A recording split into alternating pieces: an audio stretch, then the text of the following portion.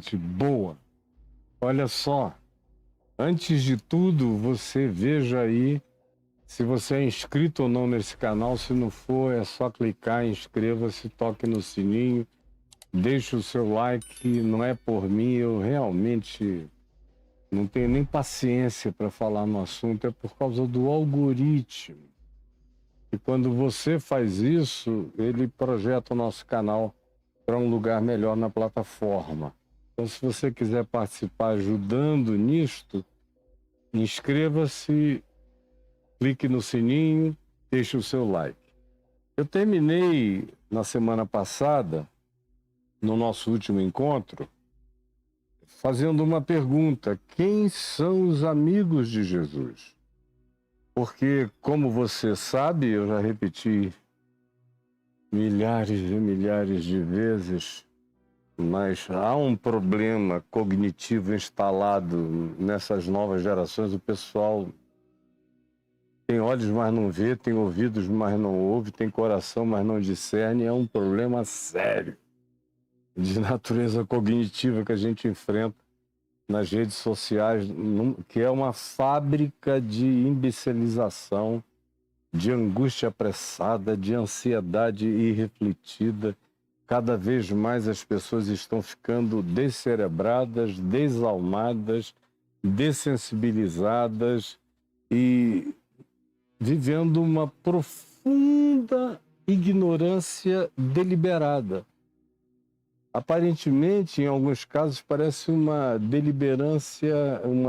ignorância deliberadamente proposital, porque a quantidade de coisas impensavelmente estúpidas que eu vejo, que eu ouço, a pessoa entra aqui, vê um post que eu faço e vê até o fim, em qualquer plataforma, ela fica toda encantada com o Evangelho. O problema é que a maioria não vê nada. Eles só querem ver se você usou uma imagem que é de IA. Eu não quero nem saber da IA, cara. A IA está aí para me servir. Eu não sou um jornalista, não estou tentando provar que alguma coisa é alguma coisa por causa de uma imagem da IA. Eu não sou divulgador de fake news. Aquilo é uma ilustração. Como Jesus ia contar uma parábola e os indivíduos imbecilizados de hoje iriam dizer: isso é só uma parábola, é como se fosse uma IA. É uma IA em palavras, é uma parábola para construir uma imagem. Mas você não consegue entender isso. Isso é ruim quando é fake news, quando é mentira distorcida da realidade que altera a conduta das pessoas. Mas uma ilustração que você ainda põe até na descrição do vídeo é IA, mas eu estou usando como ilustração, e ainda assim, nem a descrição do vídeo as pessoas leem. Você vê em que estado de morte cerebral, de descerebração, a maioria das pessoas vai ficando, e vai piorar muito, muito mais. Vai chegar uma hora que é muito melhor pregar para robôs, vão entender melhor você. Aliás, o site GPT me entende perfeitamente. Eu posso perguntar a meu respeito no site GPT qualquer coisa, que ele nunca me deu uma resposta errada a meu respeito. Ele me saca. Agora, meu Jesus, os quase humanos que aos milhares e milhões às vezes nos seguem não querem prestar atenção em nada que seja sério. A menos que eu viesse aqui, fizesse um concurso de arroto, um concurso de pum, um concurso de CC, um concurso de pinto, um concurso disso aí, ó. Porque parece que isso aqui tá feito, comentado, construído para patrocinar a idiotice. Eu espero que não seja esse o seu caso. Pega do início até aqui, esse ponto, Clarinha, recorta para jogar nas redes, porque eu estou cansado. Olha só, nós estamos aqui falando sério com quem gosta de coisa séria, numa plataforma séria, aonde quem vem não vem com pressa, porque se o teu caso é pressa, nem vem aqui, porque eu não estou com pressa e estou preferindo ter pouca gente, sem pressa, mas que compreenda e reproduza com consciência, do que milhões de apressados que ficam 5 segundos, vão embora falando que não entenderam. Ninguém entende nada em 5 segundos. Pois bem, na nossa última reunião, eu fiz essa pergunta: quem são os amigos de Jesus? Porque no verso 14 do capítulo 15 aqui de João, nesse parênteses que eu abri em Mateus 16, vou fechar quando a gente chegar aqui em João, no fim do capítulo 17, início do 18, a gente volta para Mateus para encerrar os nossos 10 anos e 10 meses de comentário até aqui, na sequência de Mateus, usando Marcos, Lucas e João, quando eventualmente são necessários para acrescentar alguma coisa que em Mateus estava faltando. Aqui no verso 14 de João 15 diz: vós sois meus amigos se fazeis o que eu vos mando. Aí eu dei uma explicadinha dizendo: isto vos mando, que vos ameis uns aos outros.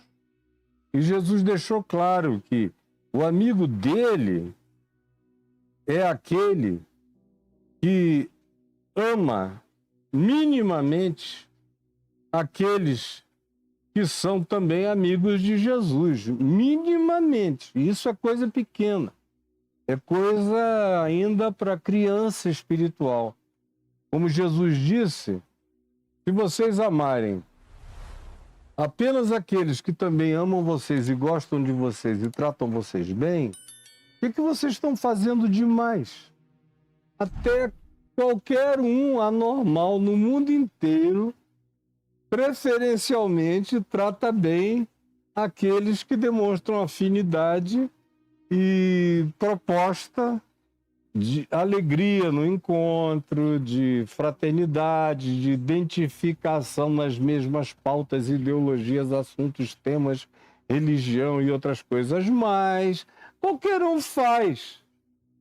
Jesus disse: eu estou chamando vocês, quem me acompanha aqui em Mateus, viu que lá no capítulo 5 de Mateus, ele disse: eu estou chamando vocês para ultrapassarem a justiça dos escribas, a justiça dos fariseus, dos religiosos e dos pagãos.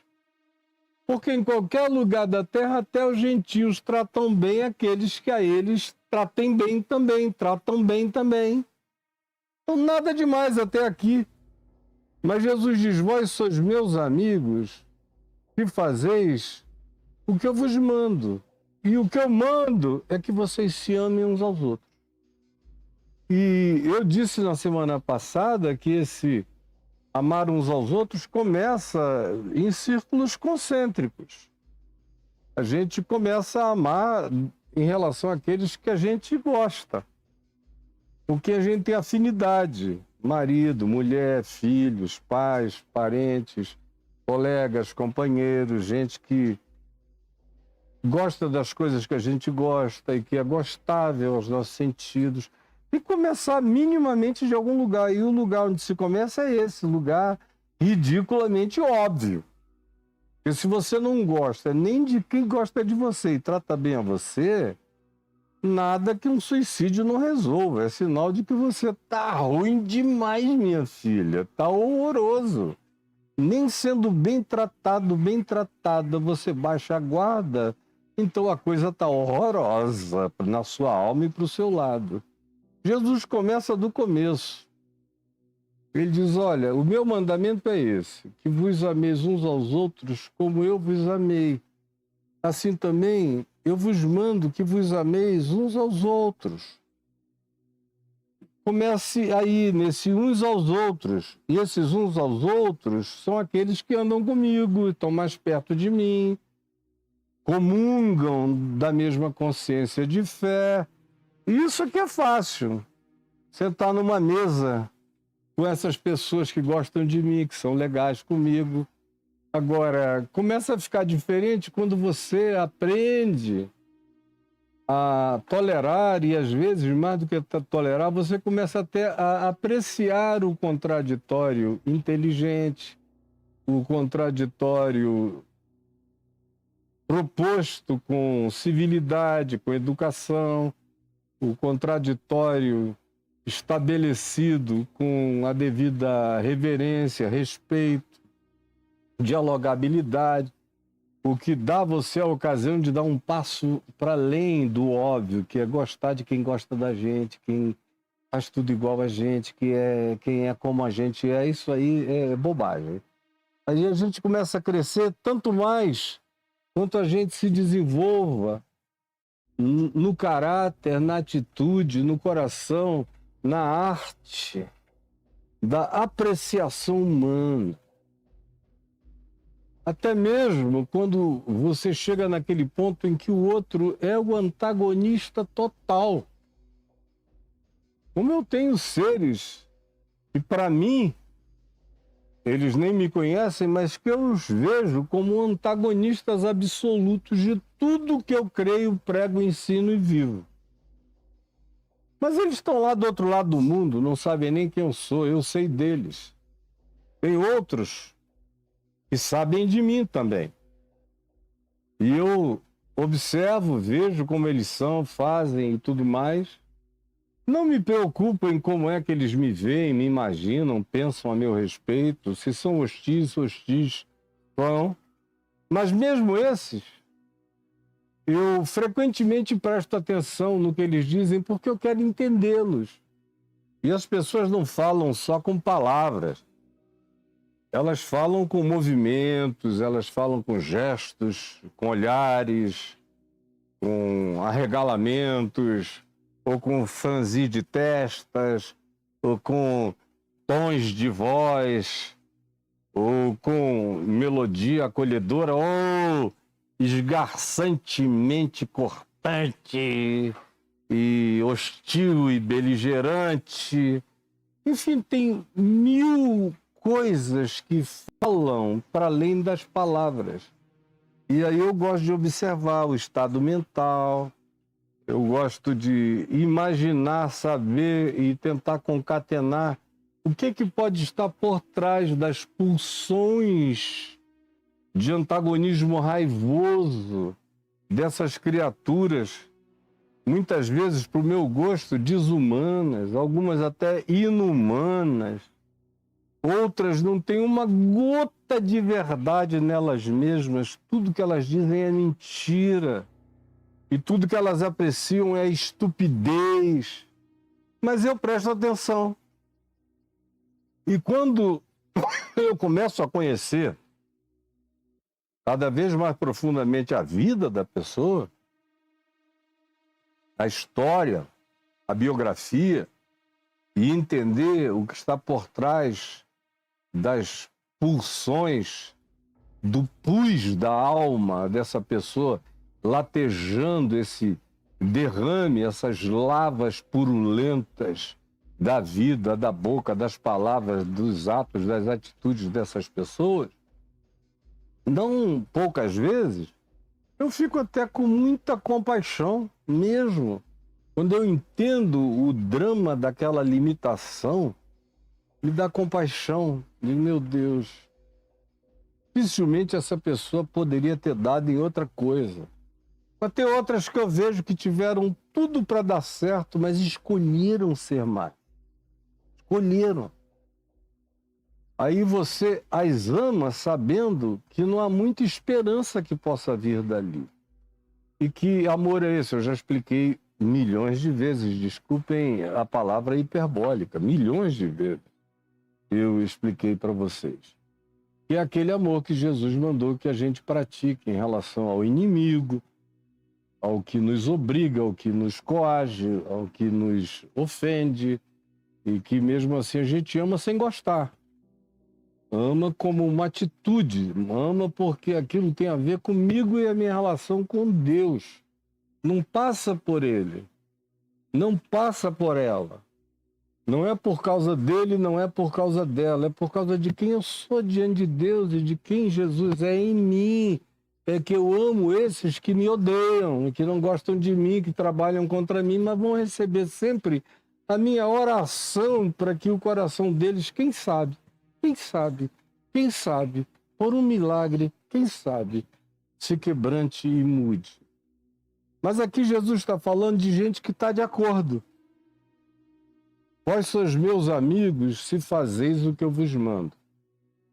Tem que estar em acordo com ele. E esse uns aos outros, imediato, no primeiro círculo concêntrico, relacional, tem a ver com aqueles que também confessam.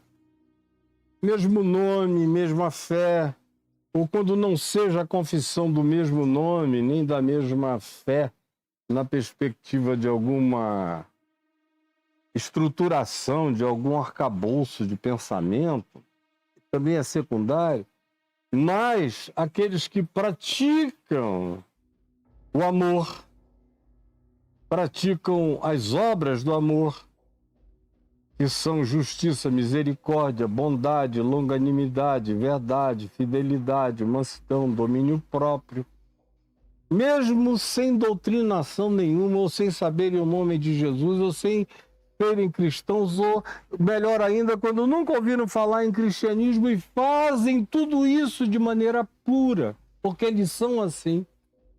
A esses também é fácil amar, muito fácil. Concordo, meu Deus. Eu vou procurar guerra com quem não é contra mim, como Jesus disse. Quem não é contra vós outros, preste atenção nisso. Jesus disse, quem não é contra vós outros, já é por vós outros. Então, se o cara não é contra mim, já está em meu favor. E eu não estou querendo provocar ninguém que, meu Deus, não trabalha contra mim, trabalha às vezes na mesma direção, só diz coisas diferentes em alguns aspectos. Ninguém tem que ser cópia um do outro. A proposta de Jesus não é uniformização, é unidade na diversidade, é uma diversidade que até aprecia a si própria. Porque em toda diversidade existe riqueza e qualificação de dons, talentos, olhares, prismas, percepções, tanto melhor quanto isso seja motivado por amor, porque por mais diferente que seja o ângulo da observação, preste atenção, o amor, todavia, cria uma convergência de prismas, uma convergência de ângulos, uma convergência de olhares. Por mais que a gente olhe de ângulos diferentes, quando a gente olha com amor, a gente encontra esse ponto de convergência, esse foco único, através do qual todo mundo que ama vê as mesmas coisas, ainda que com alguns aspectos interpretativos um tanto distintos, mas há um cerne, há um âmago de coincidência, de convergência, de commonness, de acordo. Amai-vos uns aos outros, como eu vos amei. E Jesus amou a pessoas com as quais ele não concordava em muitas coisas. A gente lê os evangelhos, ele está sempre advertindo algum discípulo, algum apóstolo, que vem com propostas mirabolantes, ou com perguntas patéticas, ou com desejos às vezes até indecentes, de quem é que é o maior entre nós, quem é que tem mais poder entre nós, quem é que vai ser mais glorificado, quem é aquele que tem mais proximidade de ti. Tudo isso é patético, é coisa de criança imatura, mas é o que tem. É o que temos para hoje, é o que temos tido de Jesus até aqui, e cada vez é o que teremos mais pioradamente. Mas graças a Deus existem alguns uns aos outros, em que a gente pelo menos encontra algum conforto. É por isso que você vem aqui até essa página, porque você encontra conforto aqui nesse canal. Tem alguma coisa que você nunca tinha ouvido, e quando você ouve, diz, meu Deus, era isso que eu sentia, eu só não sabia expressar. Aí devagar você vai me ouvindo, daqui a um tempo, sem saber, você começa a me amar. E eu, mesmo de longe, começo a amar aqueles que perseveram na continuidade. Eu vou vendo e vou identificando. Olha, essa pessoa está compreendendo, está amando, está junto. E os anos vão passando e vai cimentando essa convicção no coração. E na medida em que eu alimento a tua fé, a tua perseverança alimenta a minha alegria. Mas Jesus vai mais além do que isso. Quando ele diz, eu já não vos chamo os servos, porque o servo não sabe o que faz o seu senhor. Eu tenho vos chamado de amigos, porque com amigo a gente tem mais intimidade, porque tudo quanto eu ouvi do meu Pai eu vos tenho dado a conhecer. Eu não tenho revelação escondida de vocês. E isso acaba com toda essa história pentecostal de nova visão, nova revelação, novo mover, nova palavra de Deus. Tudo isso que vem carregado do novo, nova profecia, com coisas que a Bíblia não disse, mas que Jesus revelou nesses últimos dias. Isso aí é a fábrica de seitas que faz, é a fábrica de insanos, de loucos, de malucos, é que traz essas proposituras para vocês, mas não o Evangelho. Jesus ensina aqui, viu, Clarinha? Já tem algum tempo que eu estou dizendo isso, tem uns 3 minutos. Jesus ensina aqui que ele não tem revelação escondida para revelar depois para um grupo de profetas ou profetisas, ou de donos de igreja, propositores de um novo mover. Tudo isso é maligno, é diabólico, é enganador. E Jesus disse que era e que o seria. E você só embarca nessa se for muito ruim de coração e de entendimento. Sinceramente falando. Mas ele disse, eu não tenho revelação oculta. Eu não sou um líder gnóstico. Estou separando um grupo para eu dizer coisas que ninguém mais saiba. O que eu estou dizendo a vocês é para ser gritado da varanda. É para ser proclamado do telhado. É para ser anunciado ao mundo inteiro e a todas as pessoas o que eu digo aqui no íntimo. É para vocês compartilharem um a um, como Paulo diz na segunda carta a Timóteo, no capítulo 2, no verso 2, que Paulo diz a Timóteo, o que eu estou te ensinando é para você pegar e passar para pessoas idôneas, que passem para outras pessoas idôneas, e de pessoas idôneas em pessoas idôneas, é que o Evangelho vai crescer e se esparramar qualitativamente no planeta, não é de vendedor de carro usado, enganador, que te vende um carro com peça faltando, não. Não é de camelô para camelô, não é de enganador para enganador, não é de canalha a canalha, como acontece hoje em dia. Não, é de gente idônea para gente idônea.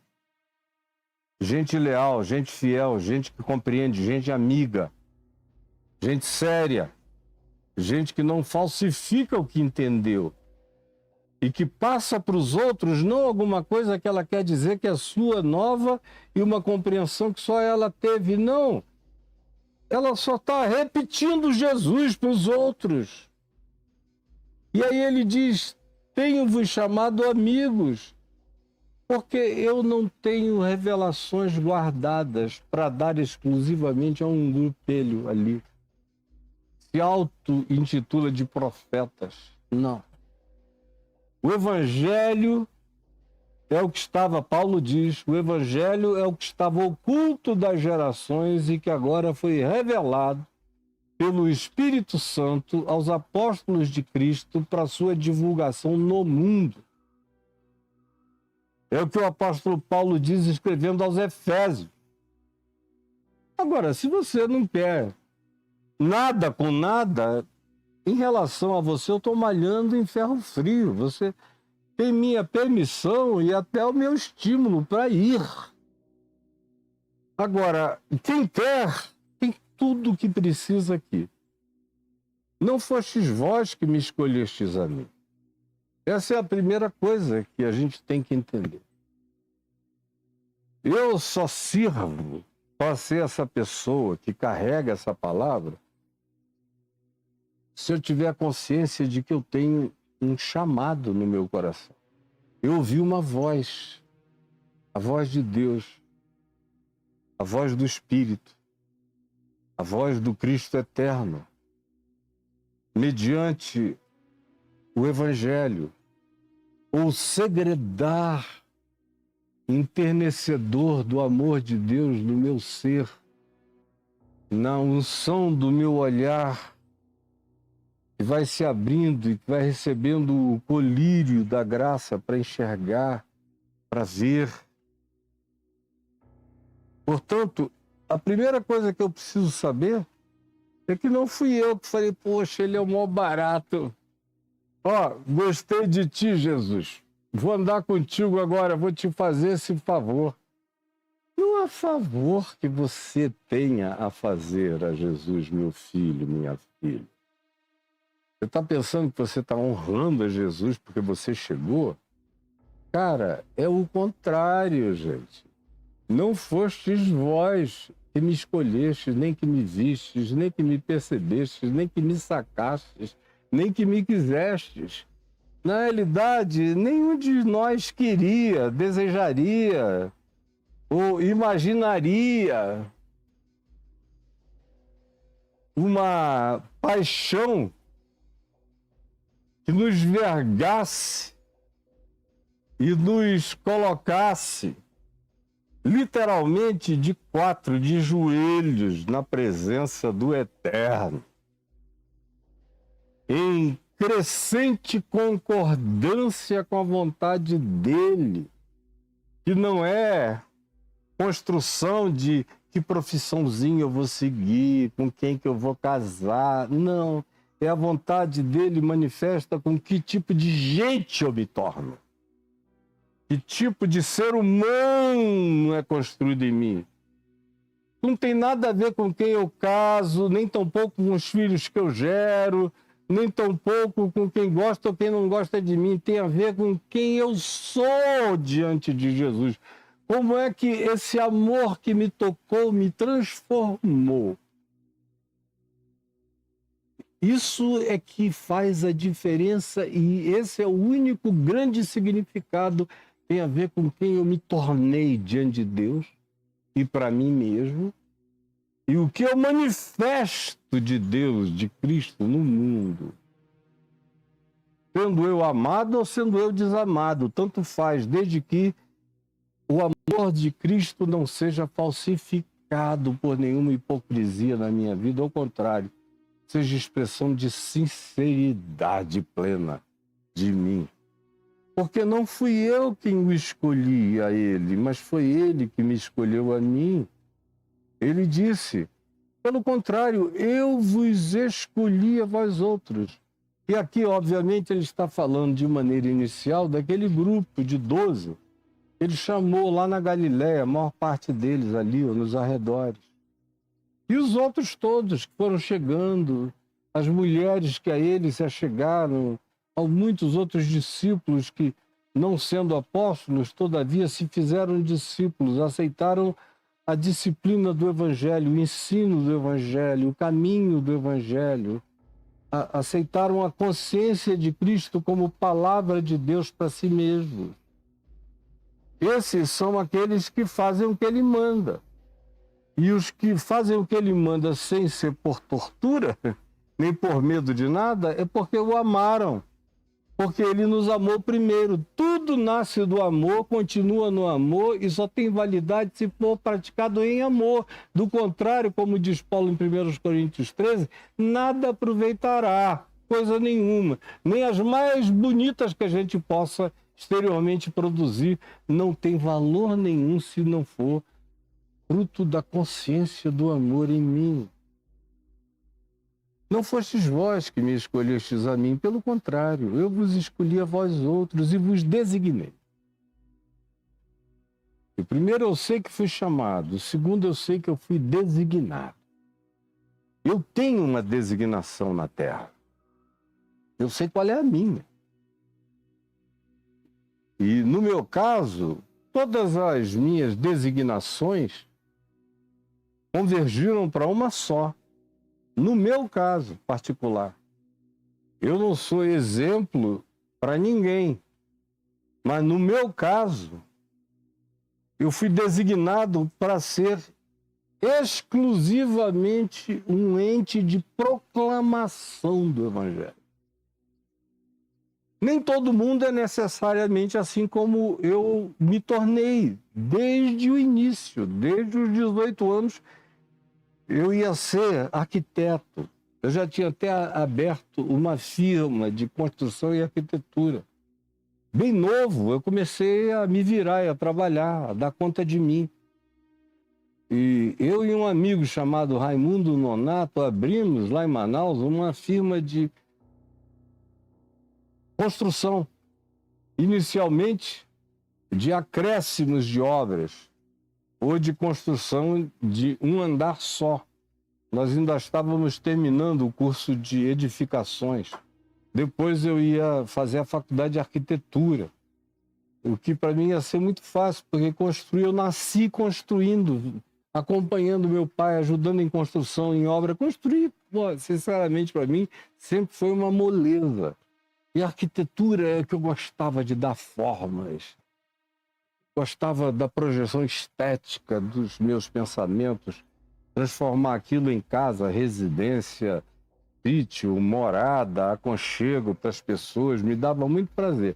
Aí o Evangelho, bum, pá, explodiu dentro de mim e acabou tudo. É porque eu não podia mais ser, não, é que eu não conseguia mais ser outra coisa senão só isso. E aí eu me tornei só isso. Faz 52 anos que eu me tornei só isso. Eu escrevo, são quase 200 livros sobre o Evangelho.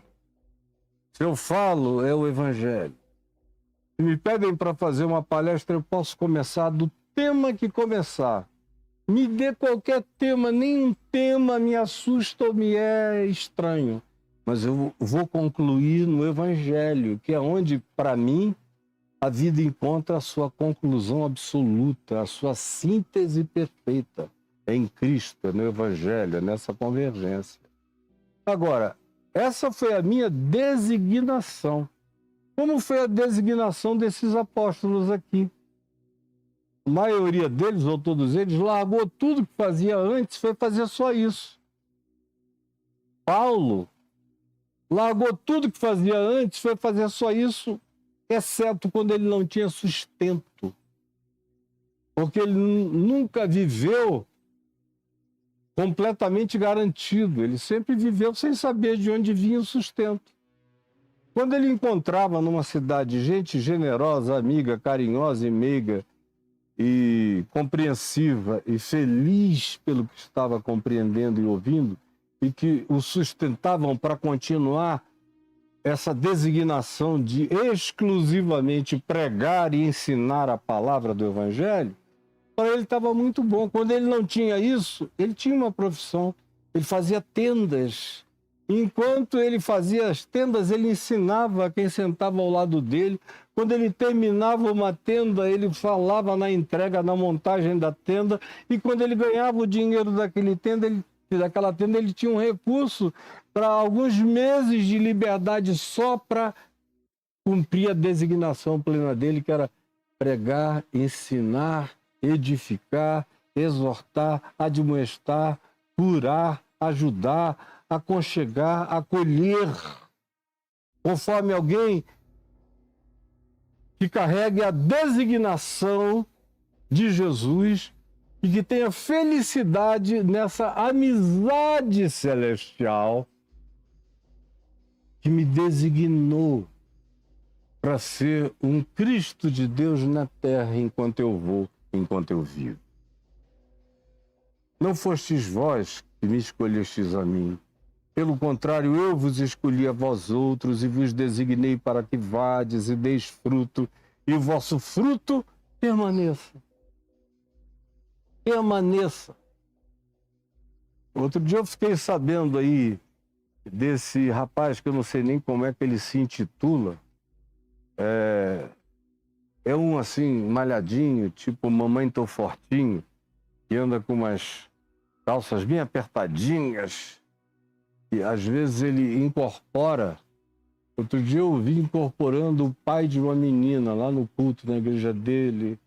Aí ele diz: "Ô, minha filha, sou eu que estou aqui falando com você."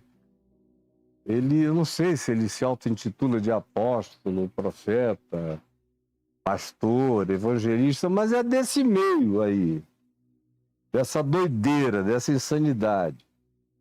Acho que o segundo nome dele é Sali, se eu não estou enganado. É um pobre rapaz enganando e sendo enganado.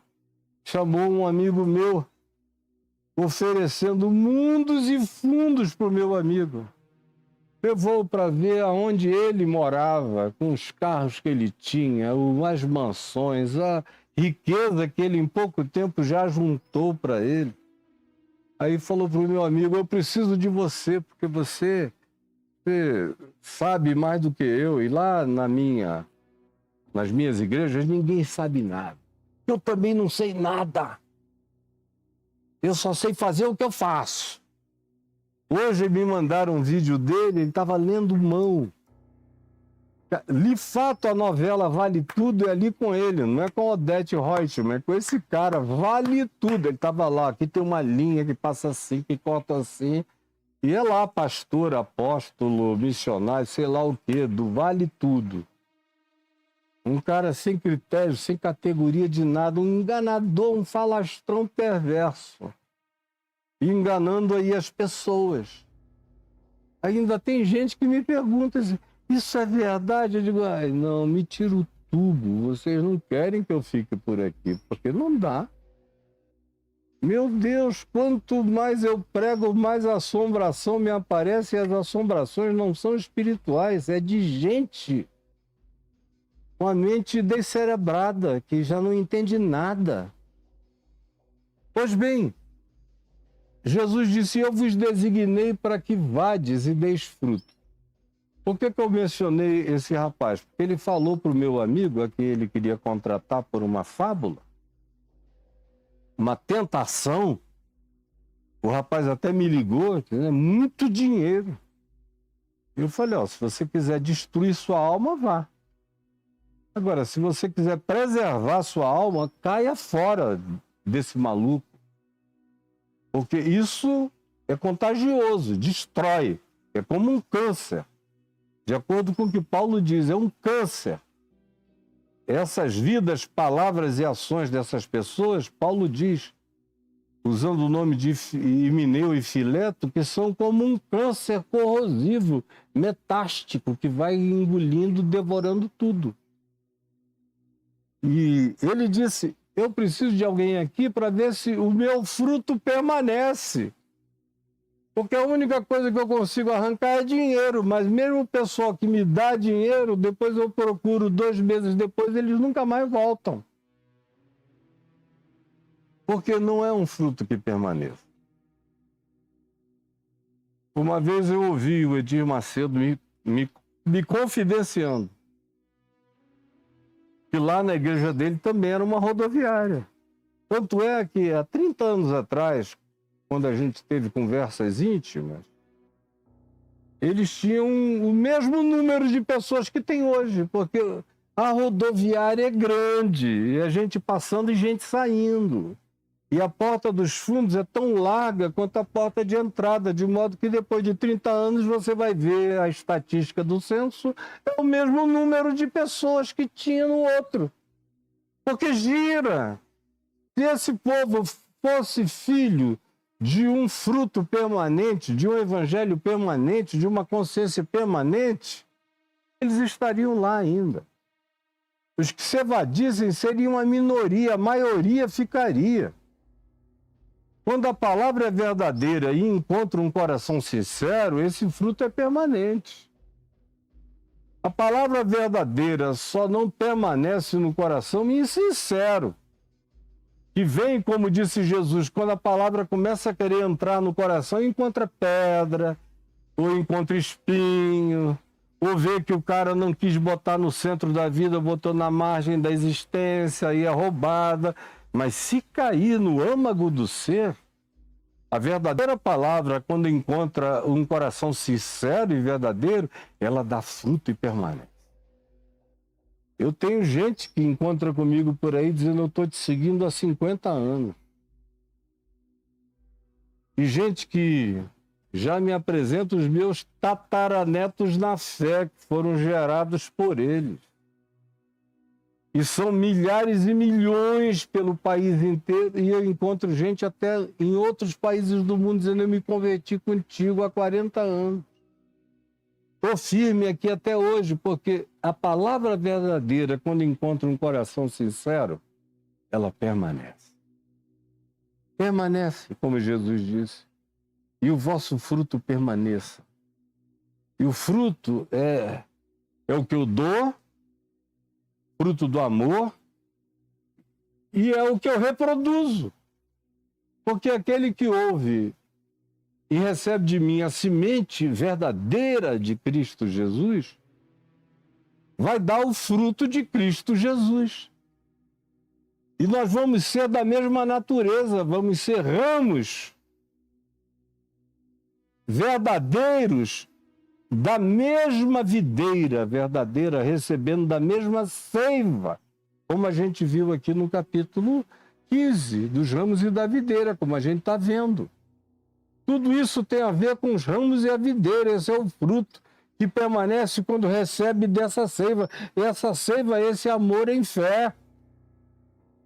E que se estabelece como prática, a fim de que tudo quanto pedirdes ao Pai em meu nome, Ele vô-lo conceda. Eu acho tão interessante como Jesus o tempo todo enfatiza o fato de que o que fortalece continuamente a crescência da nossa fé, o crescimento da graça de Deus em nós, é a nossa experiência com a intimidade pela via da oração. A gente pede, o Pai concede, a gente pede, o Pai concede. Porque a gente não pede besteira, eu não peço. Eu nunca disse: Senhor, faze-me rico, ficar rico. Eu peço o pão nosso de cada dia. Eu peço para ter o suprimento que eu preciso, e qualquer coisa que venha a mais do que o que eu preciso, eu compartilho. Eu ponho de volta no fluxo do rio da vida. Eu lanço o meu pão sobre as águas para que ele me surpreenda daqui a muitos dias e volte para mim como um peixe rico, gordo, cheio de ômega 3 que eu preciso. Mas eu como o pão e jogo o que sobra no rio da vida. Alimento o ciclo da vida que volta, faz voltar tudo para mim. Essa é a sabedoria de ser, que nenhum coach vai querer que você pratique, porque não dá para cobrar por isso. Isso é um ensino de vida. E é de graça. E é isso que muda tudo, no médio e no longo prazo. É isso que permanece, é isso que fica. E isso tem um selo, que é a resposta à oração. Eu oro e vejo a resposta de Deus às minhas orações o tempo todo. Eu oro para pessoas que mudam. Quando não mudam na hora, mudam depois. E chegam surpresas com o que mudaram e me encontram feliz com a mudança, embora não surpreso, porque era o que eu estava pedindo. Eu oro por situações, às vezes de natureza política mundial, e as coisas não acontecem na mesma hora, mas não raramente acontecem para além do que você pedia e pensava, e acontece.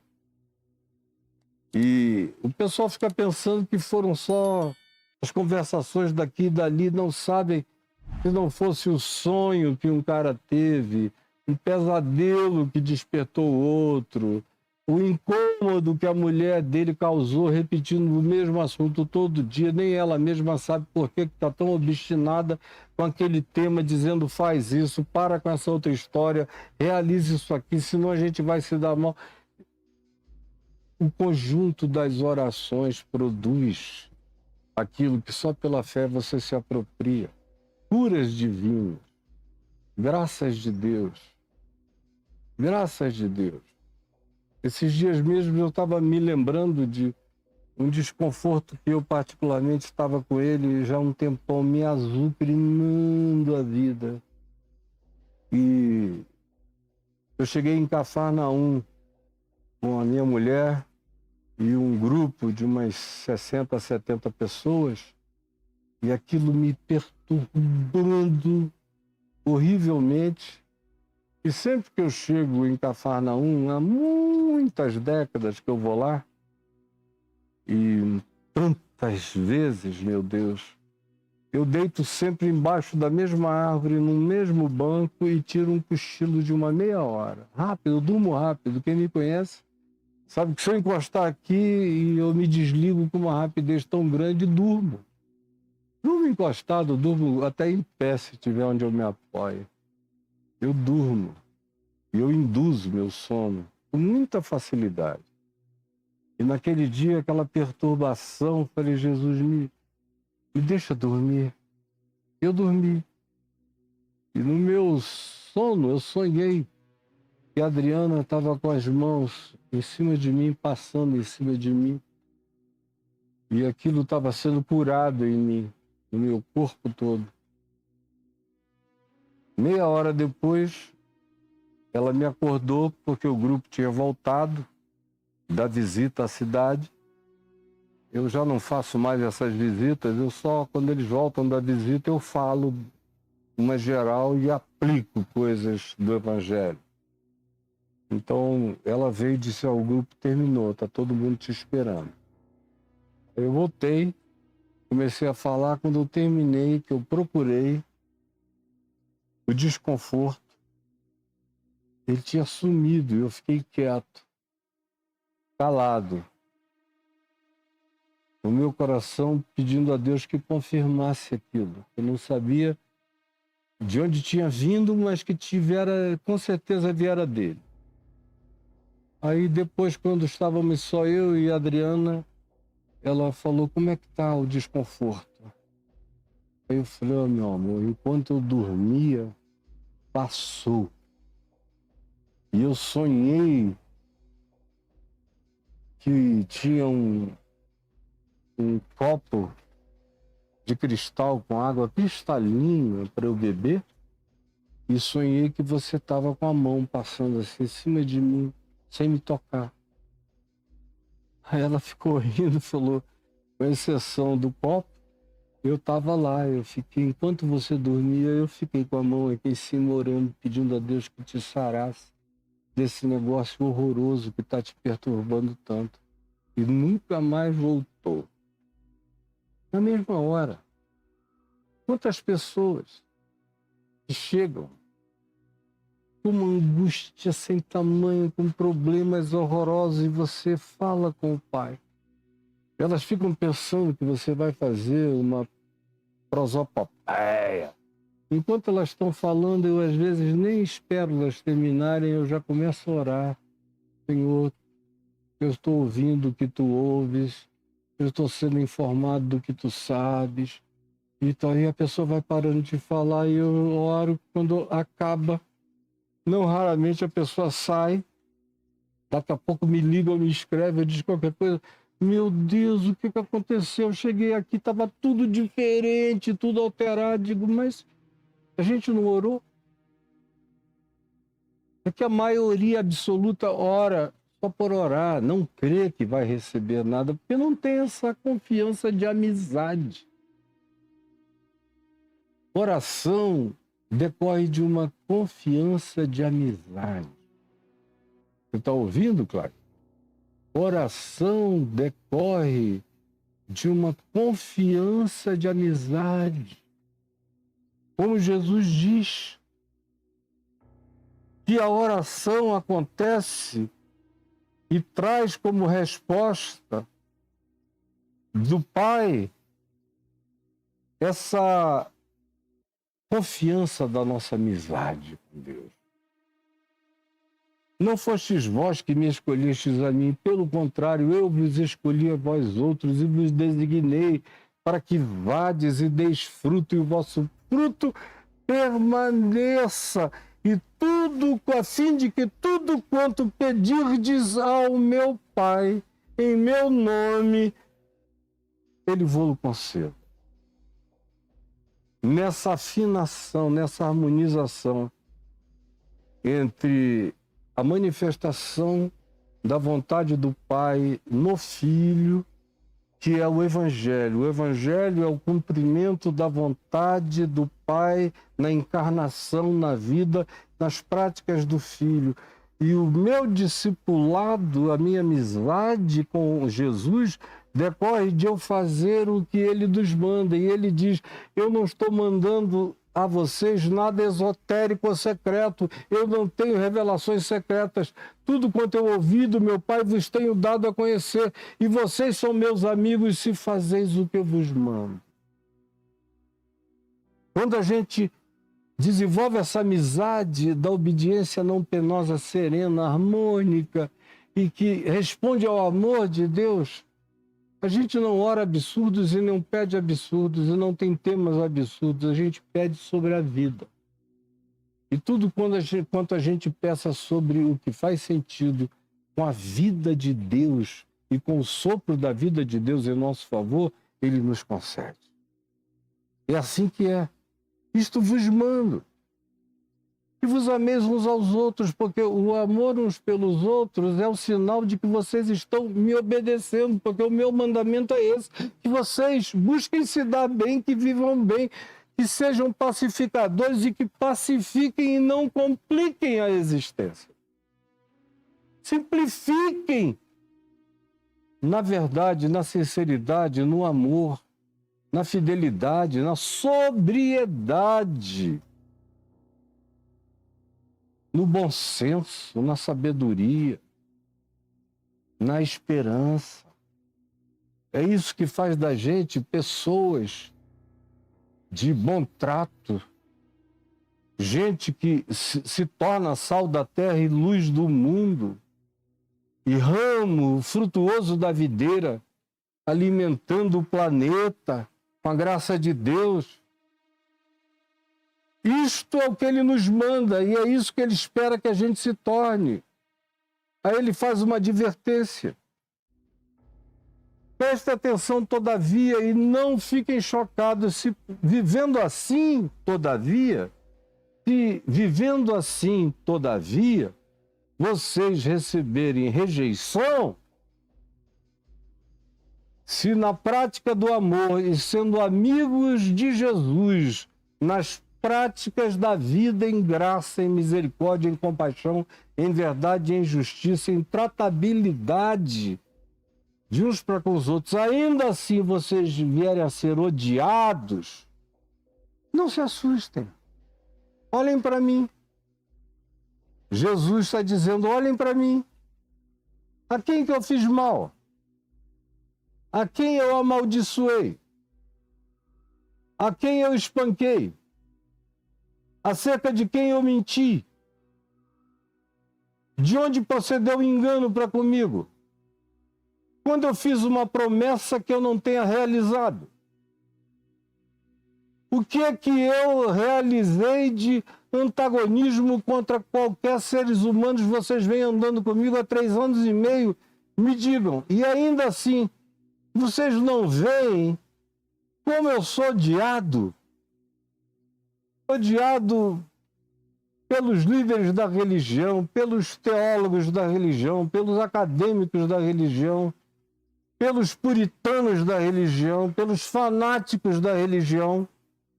Odiado, sobretudo, por aqueles que são da religião, que os romanos não demonstraram me odiar. Os que são de outros deuses não demonstraram nunca me odiar.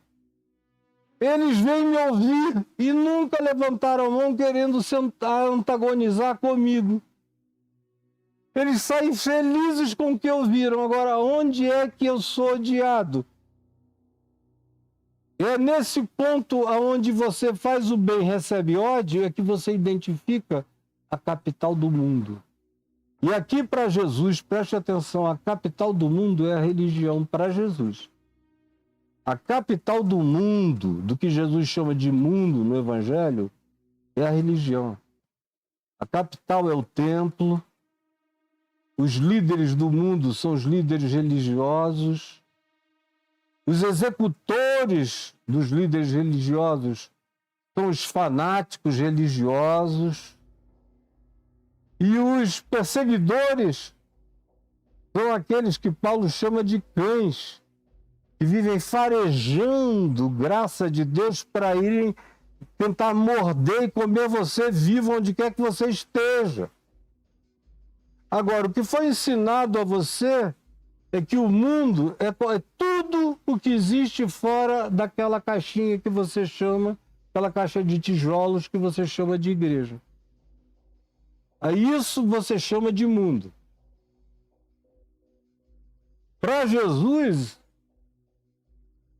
antes de tudo, enquanto o mundo estivesse também em Roma, enquanto o mundo estivesse também em tantas outras capitais e centros de poder, e também enquanto o mundo habite o coração de todo aquele que não ama, a capital existencial do mundo é o coração de todo mundo que odeia, que mente, que engana, que dissimula, que manipula, que sugestiona, que induz.